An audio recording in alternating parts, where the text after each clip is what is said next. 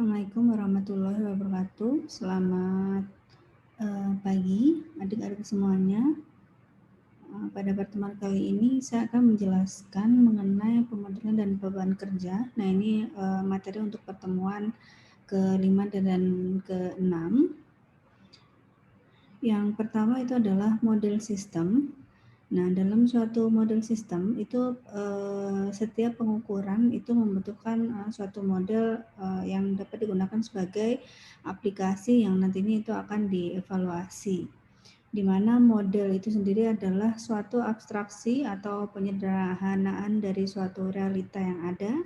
Kemudian model ini memiliki input maupun output, dan di dalam model ini juga kita bisa menetapkan pemetaan atau mapping dari kondisi yang sebenarnya ke dalam masukan dan keluaran atau dalam input maupun output. Jadi dalam suatu real time system atau sistem nyata, di sini pemodelan sistem itu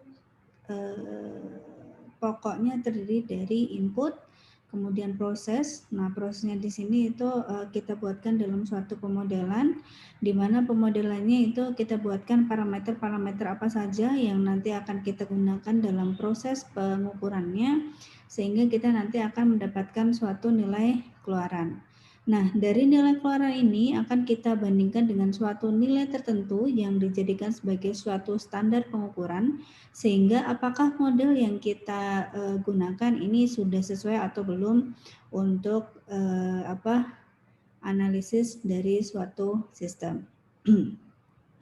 Nah, di sini ada klasifikasi model sistem itu menurut Bodova tahun 1976. Ini sistem terbagi ke dalam 3 kelas utama, yaitu model struktural, fungsional maupun analitik kinerja. Di mana model struktural ini mendeskripsikan atau menjelaskan mengenai komponen-komponen apa saja di dalam suatu sistem yang bekerja secara individual dan bagaimana cara mengkoneksikannya.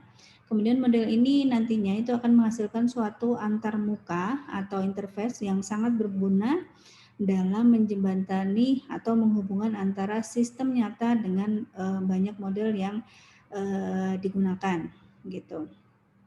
Kemudian ada juga model fungsional. Nah, di sini mendefinisikan suatu sistem yang dapat dianalisis secara matematis dengan menggunakan suatu studi atau penelitian secara empiris. Kemudian ada juga model analitik kinerja, di mana di sini memformulasikan atau menggambarkan suatu kinerja sistem dalam bentuk workload atau beban kerja dan sistem secara terstruktur. Di mana model ini itu dihasilkan suatu analisis dan model fungsional untuk model workload yang lebih spesifik. Model struktural adalah gambaran dari komponen sistem aktual atau nyata dan semua jenis koneksinya. Nah, model ini direpresentasikan dalam diagram blok dengan menggunakan bahasa khusus. Nah, contoh kemudian model fungsional di sini digunakan dalam analisis suatu kinerja sistem yang dibagi ke dalam 4 kelompok. Nah, di sini yaitu model flowchart, model finish state, model parallel net, dan satu lagi model antrian atau queuing. Nah, model flowchart ini dibuat untuk menggambarkan langkah-langkah dari suatu eksekusi suatu sistem. Nah, model flowchart ini tentunya sudah pernah kalian pelajari, sudah juga pernah kalian kerjakan di mata kuliah algoritma pemrograman, di mana atau di mata kuliah algoritma ya. Di mata kuliah algoritma ini kalian sudah diajarkan bagaimana cara menggambarkan atau mendefinisikan suatu langkah-langkah penyelesaian suatu masalah dengan menggunakan flowchart gitu. Kemudian model infinite state di sini dapat digunakan sebagai perangkat analisis dari sistem komputer. Model ini digambarkan dalam suatu graf berarah atau directed graph, di mana node itu merepresentasikan keadaan suatu sistem dan tanda panah itu mengabarkan transisi dari suatu sistem. Jadi misalkan kita punya 4 buah sistem X1, X2, X3 dan X4. Kemudian di sini arahnya itu digambarkan dengan tanda panah. Nah, ini Q12, Q21, Q11, Q44 ini menandakan bahwa keadaan suatu sistem tersebut itu bisa berinteraksi dari keadaan sistem 1, keadaan sistem 2 sampai keadaan sistem 4 gitu. Kemudian di sini ada juga parallel net. Nah, model ini digunakan untuk modifikasi dari Petri-Nets. Parallel net sendiri itu merupakan graf berarah atau directed graphs yang dibuat oleh dua node yang memiliki tipe yang berbeda, di mana transisi ini harus dapat mewakili proses secara tepat. Kemudian di sini juga di dalam parallel net itu sangat baik digunakan untuk mendeskripsikan sistem asinkronus yang bekerja secara bersamaan dalam satu waktu. Kemudian next itu ada di sini, jadi dalam pemodelan parallel nets itu kita bisa melakukan beberapa pengerjaan suatu sistem dalam satu waktu, yang mana tidak mempengaruhi kinerja suatu sistemnya gitu. Jadi ini ada request, jadi request analisis sebenarnya seperti apa, kemudian nanti dimulai dengan pengerjaan atau proses dari request sistemnya seperti apa. Nah, kalau sudah komplit ini nanti akan diberitahukan hasil dari analisisnya. Nah, di dalam suatu start processing ini itu nanti kita bisa mengerjakan lebih dari satu proses begitu. Nah, kemudian ada juga yang berikutnya atau yang terakhir dari model ini adalah model queuing atau model antrian, yang mana sistem ini direpresentasikan sebagai suatu himpunan resource dan antrian dari resource itu sendiri. Jadi ketika suatu job atau suatu tugas masuk ke dalam suatu sistem itu akan masuk terlebih dahulu ke dalam suatu antrian di sini. Nah, kemudian antrian di sini akan menunggu sampai permintaan berikutnya itu dapat terpenuhi. Jadi ini antrian pertama nanti masuk, kemudian kalau sudah selesai baru antrian berikutnya itu akan diproses oleh si prosesornya gitu. Nah, model ini itu lebih menekankan ke aliran dari job atau tugas yang dilewatkan ke dalam suatu sistem. Nah, di sini kita bisa mengobservasi keadaan dari sistem tersebut gitu. Kemudian yang berikutnya adalah model analitik kinerja. Di sini ekspresi matematik yang dihasilkan oleh suatu sistem model fungsional, yang mana di sini model ini harus berhasil menangkap struktur dasar dari suatu sistem dan beban kerja yang disimbolkan atau yang diubah ke dalam suatu simbol matematis begitu. Model yang paling sederhana dari prosesor tunggal atau server dan antrian tunggal ini dideskripsikan dalam dua parameter, yaitu waktu kedatangan dan waktu servis yang diminta. Nah, ini juga sudah pernah saya jelaskan di bagian pertemuan 3 dan 4 itu tentang short job first come first serve dan seterusnya. Itu semacam sistem penjadwalan. Nah, beban kerja atau workload dari suatu sistem yang sederhana itu dijelaskan dalam suatu distribusi waktu antara waktu yang berurutan atau intra-arifal dan distribusi dari waktu yang dilayani. Keadaan suatu sistem ini direpresentasikan dengan banyaknya suatu tugas yang ada dalam suatu sistem, yang mana pengukuran kinerjanya itu dapat dilakukan dengan cara menambahkan antara waktu antrian dengan waktu dilayani atau service time. model ini, model dari analitik kinerja tadi itu membawa beberapa asumsi bahwa waktu interval dan waktu dilayani itu secara statistik berdiri sendiri.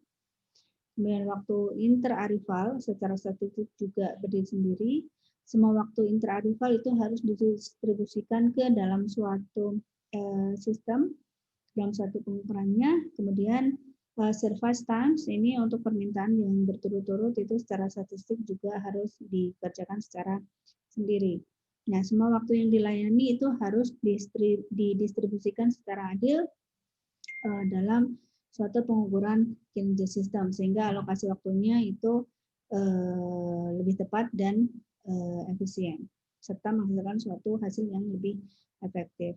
Nah, asumsi tambahan dalam model ini adalah kedua distribusi itu diasumsikan untuk dijadikan sebagai suatu eksponensial yang mana hubungannya itu dengan properti memoryless seperti itu.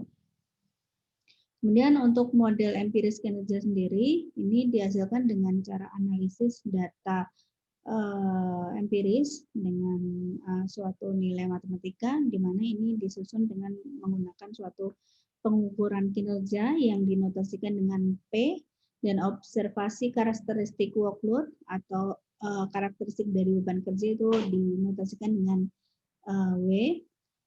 Fungsi SP ini dapat ditampilkan dengan tampilan yang berbeda, biasanya pada tabel atau pada grafik, yang mana jika diperlukan itu dapat pula diekspresikan dalam bentuk matematis.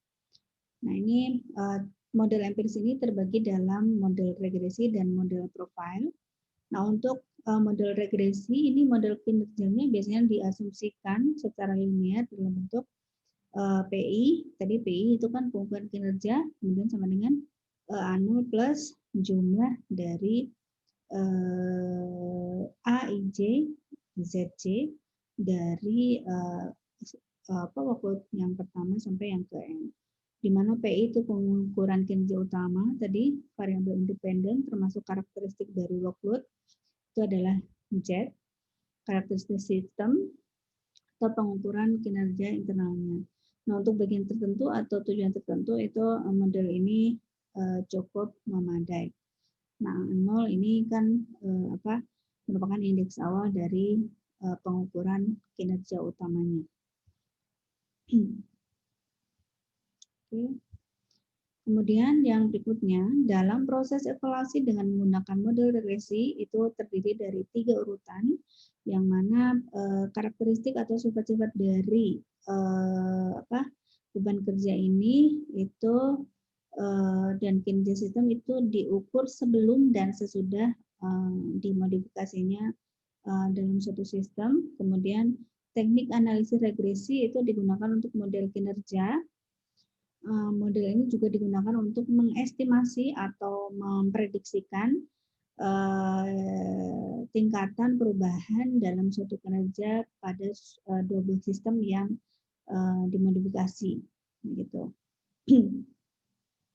Kemudian untuk sistem profile di sini menggambarkan kegunaan dari masing-masing result system, yang mana biasanya sistem profile ini direpresentasikan dalam Gantt chart gitu. Nah, fase perencanaan pengukuran dalam sistem profile itu ada menentukan apa yang diukur, kemudian memilih alat pengukuran, kemudian desain percobaan dan estimasi biaya. Nah, di sini perencanaan pengukuran secara sistem profile ini kan tadi menentukan apa yang diukur. Jadi dalam suatu sistem yang akan kita analisis itu harus kita tentukan dulu parameter-parameter apa saja yang nantinya bisa diukur. Kemudian dari parameter tersebut alat apa yang paling cocok digunakan untuk model pengukurannya. Kemudian dari analisis tadi itu kita bisa mendesain suatu percobaan yang direpresentasikan untuk real time-nya, sehingga nanti bisa kita perbandingkan antara desain yang kita buat dengan real time sistemnya, kemudian di sini estimasi biayanya berapa gitu, apakah biayanya besar atau biayanya kecil. Jadi ini untuk pemodelannya itu membutuhkan biaya apa saja. Nah, di sini ada juga hubungan antara model dan teori. Di sini dinyatakan bahwa model itu merupakan pelengkap dari teori. Nah, ketika kita hanya berbicara tentang teori, kita hanya bisa mengimajinasikan saja. Tetapi dalam teori-teori tersebut bisa kita modelkan ke dalam suatu yang bentuknya bisa kita raba, bisa kita analisis secara langsung begitu. Walaupun memang model ini perbandingannya itu harus kita sesuaikan dengan bentuk nyatanya atau realnya begitu. Nah, kemudian yang berikutnya itu adalah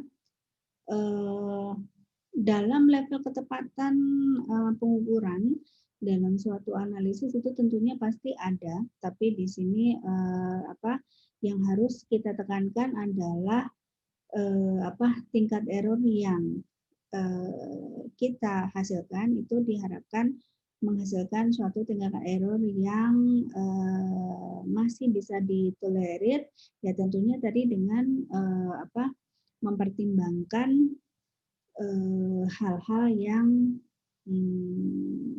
kita gunakan dalam analisis suatu sistem gitu. Nah, tadi kan ada model apa, kemudian parameter apa saja yang harus kita analisis atau kita ukur. Modelnya itu akan seperti apa, deskripsinya atau misalkan penggambarannya itu harus tepat juga sehingga masalah ketepatan atau error ini dapat kita minimalisir sekecil mungkin gitu. Nah, kriteria model yang baik itu yang pertama adalah model harus sesuai dengan teori yang sudah diterima secara luas. Artinya ketika kita memodelkan sesuatu itu jangan sampai melenceng dari teori yang sudah ada. Kecuali kita memang mau membuat suatu penemuan baru yang bisa kita pertanggungjawabkan dengan menggunakan landasan teori-teori yang sebelumnya. Kemudian model harus formal dan memungkinkan, artinya di sini model itu harus bisa kita mungkinkan untuk dibuat sistem nyatanya. Kemudian model harus menggunakan input yang terukur, kemudian daripada harus mengestimasi dan melakukan perkiraan yang subjektif. Nah, artinya di sini model ini harus memiliki masukan yang bisa terukur tanpa kita harus mengestimasi atau memprediksi sesuatu. Kemudian yang berikutnya adalah evaluasi model itu harus disengaja. Artinya disengaja di sini adalah setiap model yang kita buat itu memang harus dievaluasi untuk mengetahui tingkat kebenaran dari model dengan teori. Kemudian model juga dapat digunakan untuk menentukan kriteria empiris. Ini juga sudah pasti. Nah, langkah-langkah dalam pembuatan model yang pertama itu adalah problem identification. Jadi masalah apa yang akan kita ukur ke dalam suatu analisis sistem. Jadi harus dilihat dulu masalahnya. Kemudian setelah kita sudah tahu permasalahannya, tentukan dulu metodenya gitu. Nah, metode apa sih yang cocok dengan karakteristik permasalahan yang kita ukur gitu. Kemudian ini formal model dan axiomatization ini setelah kita mengetahui modelnya atau metode yang sesuai, ini kita bisa modelkan. Kemudian dari model ini kita bandingkan dengan teorinya sehingga nanti kita tahu evaluasinya apakah dari model ini sudah sesuai dengan teori apa belum. Kemudian dari hasilnya itu kita evaluasi. Nah, jika hasil ini itu menghasilkan tingkat erroritas yang kecil, maka bisa kita aplikasikan dengan menggunakan sistem nyata begitu atau real time system. Kemudian dari aplikasi ini bisa kita analisa lagi apakah kita bisa menemukan suatu hipotesa baru atau penemuan baru maupun model yang baru gitu. Nah, kemudian workload atau beban kerja di sini seperti yang tadi saya sebutkan, workload itu apa? Nah, di sini masalah karakteristik atau sifat-sifat dalam beban kerja itu bisa kita lihat ini selama adanya interval waktu, kemudian komunitas pengguna, pengajuan permintaan proses ke dalam suatu sistem melalui input yang dikoordinasikan oleh kelompok program, data, dan kelompok perintah atau komen. Gitu. Jadi workload ini adalah informasi yang mana informasi atau masukan yang dirancang melalui sistem yang kita buat. Nah, di sini pengaruh timbal balik antara beban kerja, sistem komputer dan kinerja. Ini ada dua macam umpan balik, ada looping dalam disebut sebagai level 2 dan looping luar itu disebut sebagai level 1. Nah, umpan balik untuk dalam atau inner loop atau umpan balik level 2 ini adalah umpan balik yang mengontrol algoritma melalui sistem operasi. Nah, jadi di sini algoritma yang atau langkah-langkah yang kita susun sebelumnya itu apakah sudah bisa menjalankan sistem tersebut dengan baik. Kemudian kalau yang looping luar atau looping umpan balik level 1 ini adalah umpan balik yang bertugas untuk mempengaruhi kemampuan sistem dan mencangkan kebiasaan komunitas dengan pengguna. Jadi kalau level 2 ini lebih hubungan antara sistem dengan algoritma yang kita buat. Kalau yang looping level 1 ini adalah umpan balik antara suatu sistem dengan penggunanya. Apakah di sini penggunanya itu sudah merasa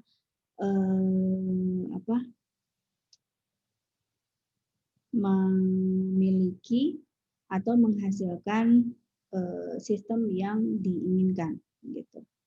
Nah, karakteristik dari beban kerja itu sendiri adalah penjelasan secara kuantitatif dari suatu sifat workload yang mana ini terdapat pada parameter beban kerja yang akan mempengaruhi kebiasaan suatu sistem. Jadi ini lebih ke parameter-parameter apa saja yang mempengaruhi sistem yang mana ini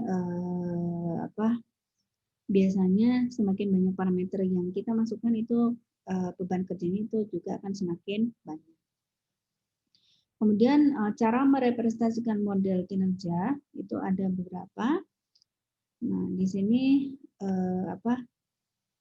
Nah, representasi model ini suatu model digunakan untuk mewakili sistem beban kerja yang nyata, yang mana keakuratannya itu direpresentasikan ke dalam suatu model. Nah, jenis representasi model beban kerja itu yang pertama adalah model probabilistik, yang mana di sini mengkarakteristikkan atau mengkelompokkan masing-masing elemen beban kerja setiap proses dengan jumlah parameter yang terbatas. Contohnya itu waktu proses dari CPU, jumlah operasi input-output yang digunakan dalam suatu ruang memori. Nah, itu contoh model probabilistiknya. Kemudian ada juga waktu servis, waktu proses, ini tadi waktu input, output, dan lain sebagainya. Kemudian model deterministik adalah masing-masing proses ini direpresentasikan dengan sekelompok nilai yang mana ini tidak bisa dibangkitkan selama prosesnya itu tidak disimulasikan atau tidak dimodelkan. Nah, jadi harus dispesifikasikan dulu dari awal, gitu. Jadi cara merepresentasikan suatu proses yang didefinisikan terlebih dahulu. Nah, level dari representasi model dalam suatu sistem komputer itu ada 3 level. Ada level fisik, ada level virtual, ada juga level fungsional. Yang mana level fisik itu dikenal dengan level 1, di sini berorientasi pada sistem hardware maupun software. Kemudian sistemnya ini sangat tergantung dan satu sama lain dan dapat digunakan untuk pembelajaran kinerja pengukuran. Kemudian sangat mudah untuk dibangun ulang karena di sini tersedia berbagai jenis pengukuran yang digunakan sebagai pendukungnya. Nah, contoh komponen dasar dari workload yang dikarakteristikan pada level 1 ini itu adalah jumlah instruksi yang dijalankan, jumlah tempat penyimpanan di memori utama, waktu total operasi input-outputnya, jumlah file kinerja atau jumlah file kerja waktu dari channel input-output dan disk atau tempat penyimpanannya. Nah, kemudian untuk level virtual sendiri atau level 2 ini berorientasi pada sumber-sumber yang sifatnya adalah logika, kemudian ketergantungan sistem satu sama lain yang lebih kecil dibandingkan level 1. Kemudian level virtual ini biasanya di sisi programmer, yang mana programmer ini itu akan menggunakan bahasa pemrograman tingkat tinggi atau tingkat rendah, di mana ini juga berhubungan dengan nomor akses record atau file dalam database dan perintah interaktif dalam setiap bahasa pemrograman yang digunakan. Gitu. Kemudian level fungsional atau level 3 di sini berorientasi pada aplikasi yang mana sistemnya itu berdiri secara mandiri, yang mana level fungsional ini memiliki tingkat kesulitan dalam perancangan untuk merepresentasikan model secara sistematik. Nah, contohnya adalah perhitungan payroll, inventory control, perhitungan akuntansi, perhitungan suhu dan lain sebagainya, gitu. Nah, keakuratan model suatu workload itu didefinisikan pada cara tergantung pada level model yang diambil. Nah, contoh kasus. Andaikan pada sebuah beban kerja W itu terdapat beberapa kriteria yang mungkin dipilih untuk mengevaluasi gambaran dari suatu model W yang diturunkan dari definisi berikut ini.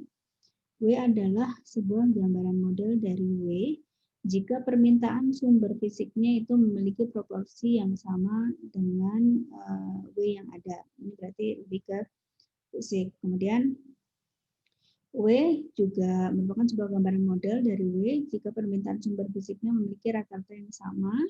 Kemudian W juga suatu gambar model jika fungsinya sama dengan W sebelumnya. Dan yang terakhir itu adalah W gambar model dari W yang diproduksi nilai indeks kinerja P yang mana itu W ketika bekerja pada pagi yang sama.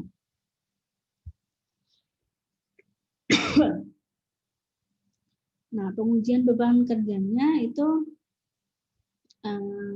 bisa menggunakan model real yang mana digunakan untuk memecahkan masalah-masalah evaluasi sistem yang tujuannya itu untuk memenuhi kebutuhan eksperimen reproduksi model, yang mana di sini merancang suatu perbandingan antara indeks representasi yang sama dalam banyak jenis studi evaluasi seperti evaluasi terhadap efektivitas beberapa aksi tuning atau antrian. Kemudian mengurangi durasi pada setiap sesi pengukuran, yang mana di sini diharapkan durasinya itu lebih kecil, tetapi pengukurannya itu menghasilkan nilai yang lebih baik, yang mana dijalankan pada model nyatanya, gitu. Kemudian untuk menghasilkan sebuah representasi beban kerja yang konsisten, seperti simulator input, analisis model input, kemudian evaluasi ini juga bertujuan untuk mencegah masalah-masalah privasi dan keamanan yang kadang terbatas dalam penerapannya, gitu. Nah, kategori pengujian dalam beban kerja itu yang pertama adalah real test workload, yang mana pengujiannya ini dilakukan dari semua program asli, dengan suatu interval tertentu dalam pemrosesannya. Nah, durasi sesi pengukuran ini berfungsi untuk tujuan eksperimen, aplikasi alami atau natural application, dan model processing. Nah, alasan utama membatasi penggunaan tes pada real test ini itu adalah kekurangan fleksibilitas karena kemampuan modifikasi program konsumsi sumber daya itu kurang memadai, kemudian kebutuhan akan penggunaan ulang data asli ini juga perlu mempertimbangkan biaya ekonomisnya dan gangguan yang sering terjadi, kemudian kepercayaan diri dari program dan data tertentu di mana dapat mencegah duplikasi serta penggantian data yang serupa. Kemudian perangkat keras yang berbeda serta perangkat lunak dari sistem yang berbeda itu pada suatu sistem yang sama. Kemudian ada juga synthetic test workload. Nah, sintesis ini terdiri dari kumpulan komponen dasar seperti program, perintah, dari beban kerja yang sesungguhnya, atau terdiri dari campuran komponen beban kerja. Nah, hal ini disebut sebagai natural synthetic workload atau benchmarks. Nah, teknik ini berkaitan dengan suatu kondisi tertentu. Contohnya adalah prioritas eksekusi, yang mana prioritas eksekusi ini berhubungan dengan eksekusi sistem mana yang lebih penting terlebih dahulu, atau pelayanan mana yang akan kita kerjakan terlebih dahulu, atau bisa dicampur gitu. Kemudian ada derajat maksimum multiprogramming. Di sini parameternya itu yang berhubungan dengan substansial terhadap indeks kinerja, kemudian rutinitas logging. Ini berhubungan dengan sumber data yang digunakan dalam suatu studi evaluasi. Kemudian parameter untuk generasi dari sistem operasi ini juga sangat penting karena versi dari beberapa sistem operasi itu juga tentunya akan mempengaruhi kinerja suatu sistem. Contohnya di sini model akses, hubungan channel, dan peralatan periferal, pemilihan compiler, dan lain sebagainya. Gitu. Kemudian selain real test, synthetic test, ada juga artificial test workload, yang mana di sini terdiri dari peralatan komponen dasar yang digunakan untuk beban kerja dari suatu sistem real atau suatu model tertentu. Nah, di sini implementasi dari model kinerja itu adalah dari artificial itu menganalisis penggunaan model apakah sesuai dengan tujuan riset yang kita lakukan atau pembelajaran yang kita lakukan. Kemudian dari analisis tersebut itu kita tentukan durasi sesi pengukurannya itu seberapa lama untuk masing-masing workload-nya. Kemudian ini memilih level model, apakah level basic, level virtual, atau yang level ketiga tadi.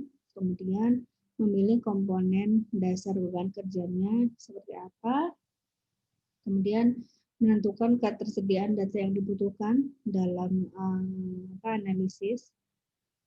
Kemudian memilih parameter yang digunakan dalam komponen karakteristik yang suatu beban kerja. Nah, tadi parameter ini juga sangat menentukan tingkat keberhasilan analisis yang kita lakukan. Kemudian baru bagaimana cara kita mendefinisikan kriteria dari evaluasi yang merepresentasikan dari sistem waktu nyata dengan model yang kita